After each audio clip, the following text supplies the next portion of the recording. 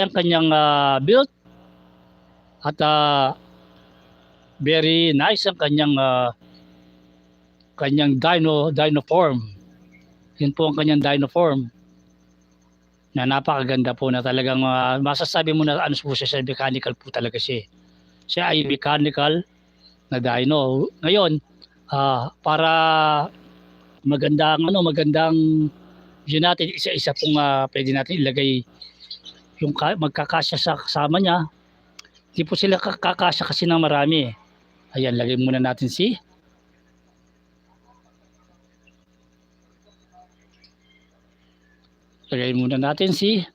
Swoop.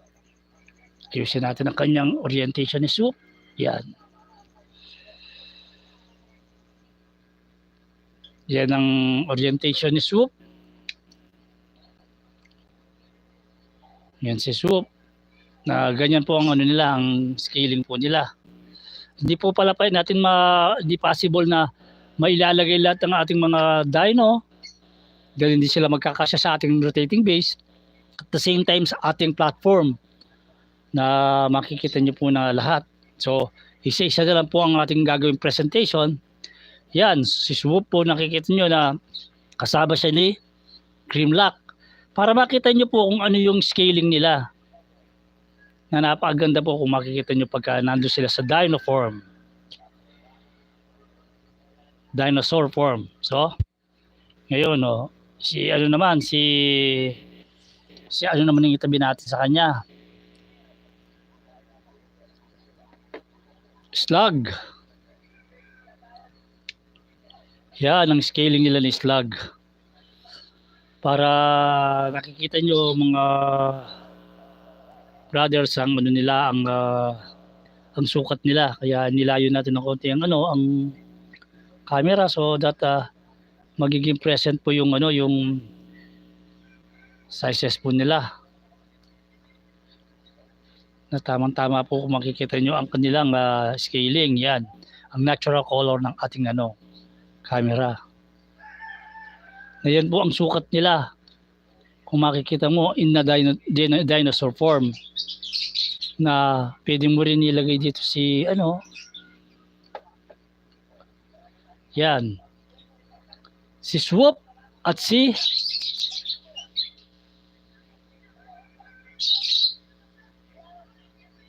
Slugs. Ganyan po ang nila. Ganyan po ang kanilang scaling. Tapos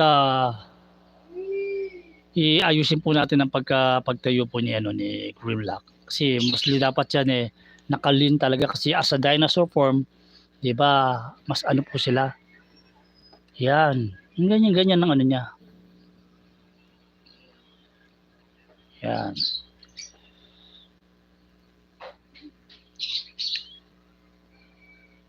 Yan ang niya.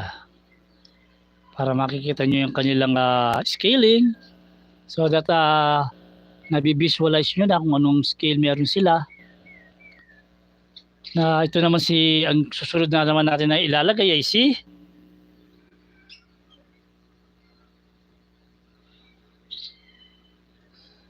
Snarl. Si Snarl naman po.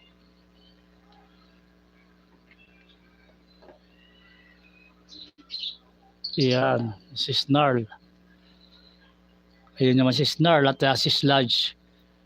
Kaya kung makikita mo na magkakasama sila, ay hindi po possible na may pagsasama-sama sila sa mismong isang rotating base natin. Hindi po sila kakasya. Pero ang masasabi ko ay magaganda po ang kanilang mga dino form. Ang kanilang mga dino form kaya very very nice. Kumbaga mag-i-enjoy kayo makikita ang kanilang form as a dinosaur. Ganyan ang nila.